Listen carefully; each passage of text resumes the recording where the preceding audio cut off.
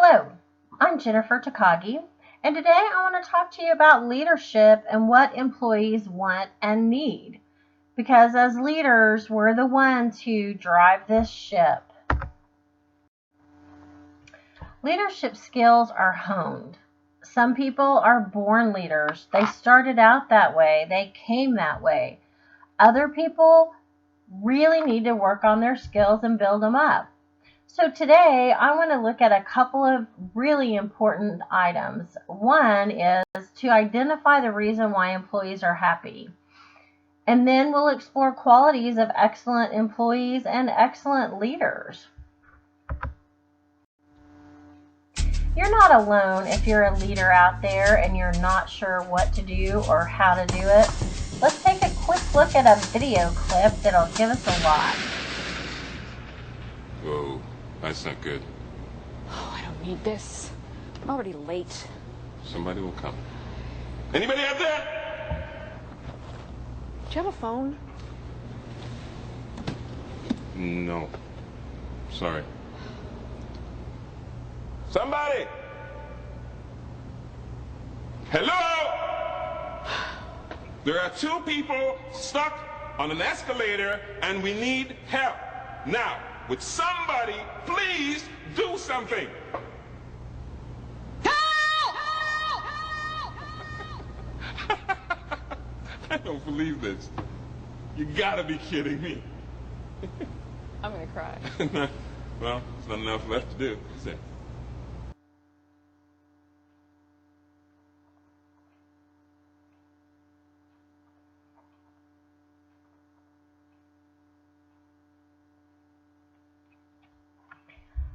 What does that cute little video clip tell you?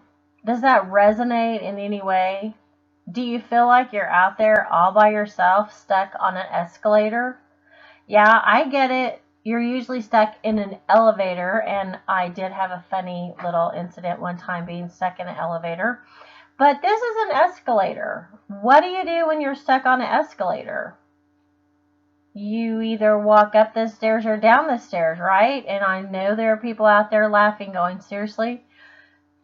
But this is what it can feel like if you're a manager. You feel like you're all alone, stuck on an escalator with somebody else that is your confidant who feels like they're stuck on the same escalator. You need to reach out for help. Not everybody can do this all by themselves, and we need to reach out and get help where we can. So today, let's look at a few things to see if we can't hone those leadership skills a little bit more for you. What's an excellent employee? If you're a leader now, you weren't always a leader. You were an employee at some point. Also, you have a boss above you. So even if you are a leader, you have a boss. Even the President of the United States has people he answers to. He answers to the House, to the Senate, sometimes the judicial branch. You never know. Everybody has a boss. You just may not know who it is. What's an excellent employee? And what do you look for in an excellent employee? If you're the employee who wants to move into leadership, or if you're the leader, what does an excellent employee look like? Are they on time? Do they dress the part? Do they complete their tasks on time? Are they self-motivated? Do they try to get the job done either within the time frame, if not early? Does an excellent employee have integrity? And are they honest? Do they call in sick and lie about being sick when they're really not sick? All these things seem pretty intuitive on what you want from an excellent employee. But chances are that's what you want from a leader too. What do you want out of an excellent leader? You want somebody who is honest, who does what they say they're going to do, who looks out for their employees. Some of the very best leaders are the ones who train their employees and help build them up so that they can be the best that they can be. Other times, leaders, not so much. they're out on their own, do their own thing, and they really don't show any indication of caring for their employees at all. But an excellent leader looks a lot like an excellent employee. I loved it the other day. I saw a interview with Mary Barra, who is the CEO of GM, the first woman CEO of any major automobile company. And she was asked something about, did she dream of being the CEO of GM? She started at GM when she was 18 and has spent her entire career at GM. And she said, no, never entered my mind I'd be CEO. Because she spent her time focusing on the job she was currently doing it and doing it to the best of her ability. Sometimes people get really caught up in what the next promotion's going to be, and they don't bother making sure they're the best at where they are. I think she said something to the effect of, every job I had, I felt like I was doing it and for the rest of my career. And so by doing that, you really own that job. Unfortunately, many of us have been in a job situation where we weren't very happy and we might have even left. So think about why you might have left a job. What would have happened that would have caused you to want to leave? I'm going to list 10 reasons here, and they're really not in any specific order except for the last one. The last one is there for a reason.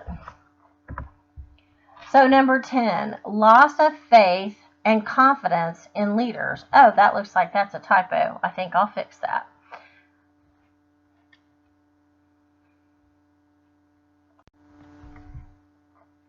Why do we lose confidence in a leader? What would cause that?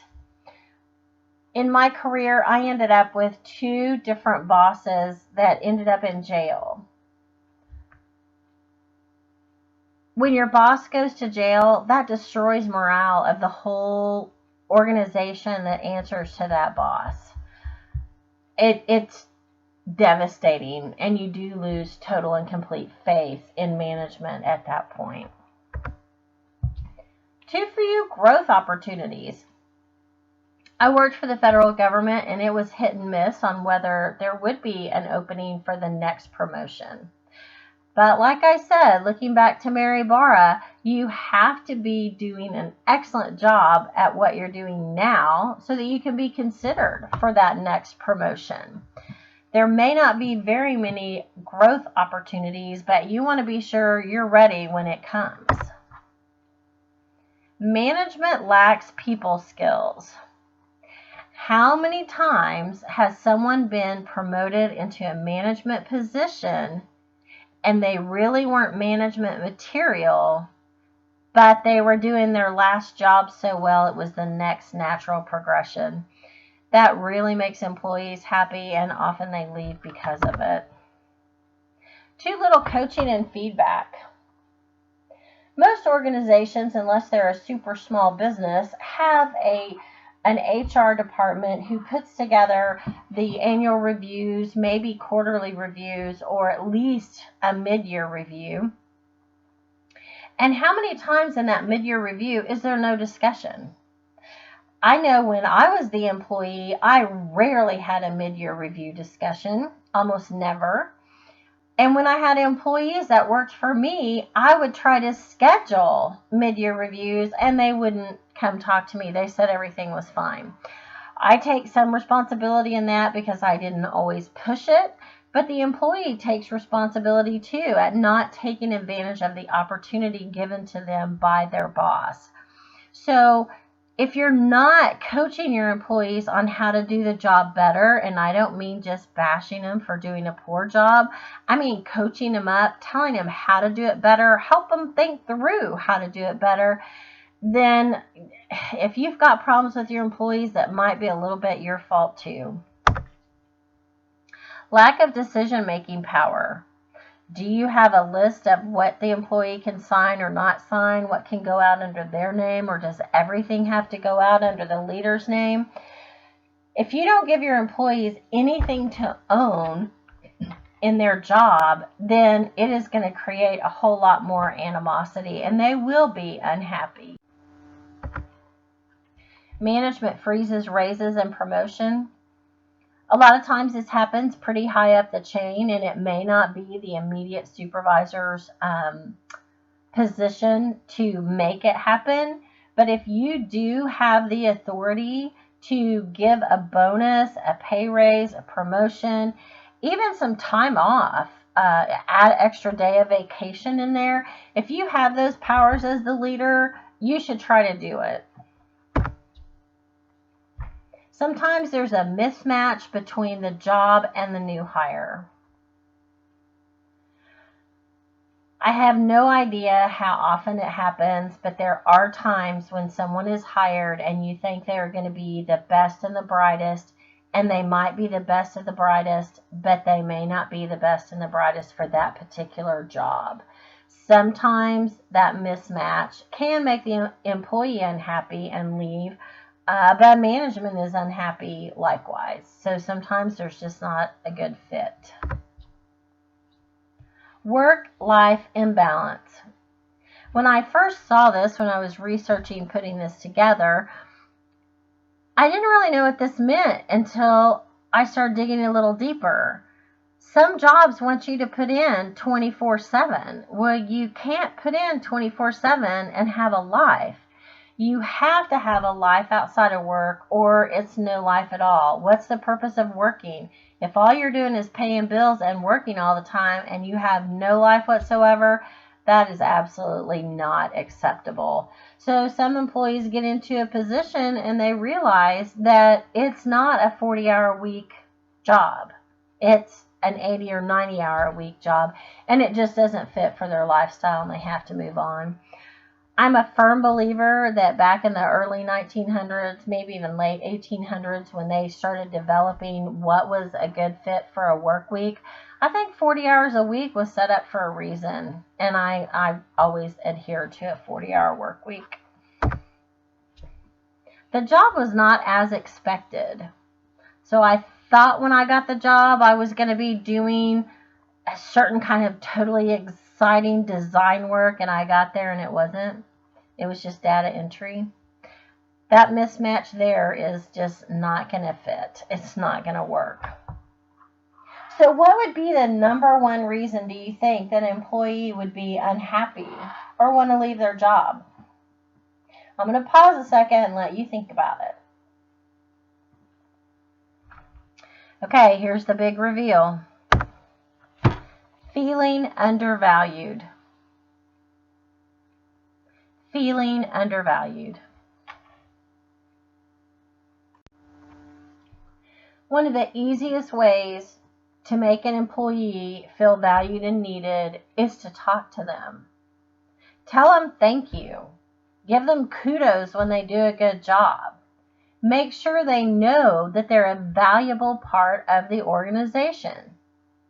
It could be as simple as letting them know what the goals are. I know fairly early in my career, I didn't always know what the goals were and what we were supposed to be doing.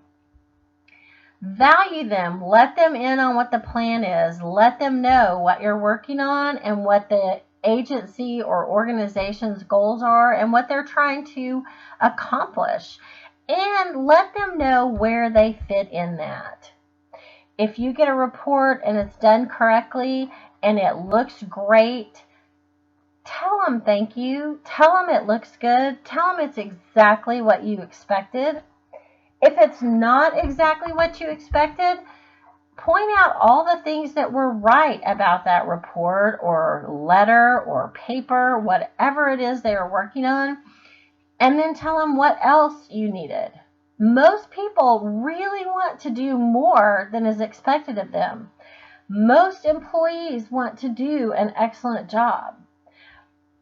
People excel and are phenomenal in what they do when they're not at work. So if you value them at work, they are going to try to work that hard for you too. So value your employees. Take the time to say thank you. Take the time to walk through the office and interact with your staff. Leaders who stay in their office with the door shut but profess to have an open door policy are just ridiculous. I don't understand it. I don't know how you break that. But it starts with you. It starts with you being the one person to step off that escalator. Be the one in your organization who's going to value your staff. So today we looked at excellent employees and excellent leaders. A lot of the skill sets are the same. If you're the employee, what are you going to do now? What are you going to do starting first thing in the morning when you walk into the office to be excellent? If you're the leader, if you're the team lead, the frontline supervisor, the intermediate supervisor, or the CEO of the company, what are you going to do to value your employees? What are you going to do to show integrity and honesty? You're the only one who can decide what's missing there, but you need to decide what it is and do it. A lot of today's information was taken out of the booklet, Listen Up Leader, Pay Attention, Improve, and Guide by David Cottrell. And you can find this on www.walkthetalk.com. They have a lot of really valuable leadership training material that's really great, and you might consider looking at that.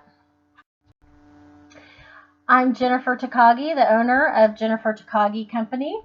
You can find me at jennifertakagi.com or email me at jennifer@jtokc.com.